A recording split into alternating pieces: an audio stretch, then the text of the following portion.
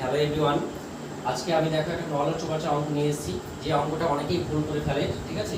তো এবং অনেক সময় লাগিয়ে ফেলে।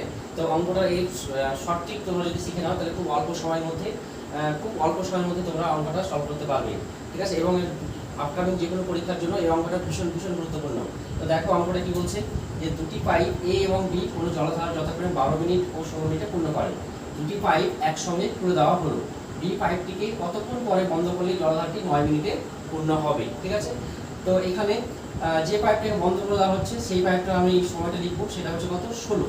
তাহলে 16 লিখবো আমরা এখানে, ইন্টু 1 মাইনাস উপরে লিখবো আমরা কি সময়টা কত 9 মিনিটে পূর্ণ করবে, তাহলে 9টা উপরে হবে আর নিচে হয়ে যাবে এ পাইপটা কতক্ষণ জল পূর্ণ করছে সেটা। তাহলে এ পাইপটা জল পূর্ণ করছে 12, তাহলে এখানে 9/12। এই আনসারটা কত আসবে, তো 16 গণিত এটা 3 দিয়ে কাটছি আমরা, 3 3 কে 9, 3 4 12। তাহলে এটা পাচ্ছি আমরা 1 - 3/12।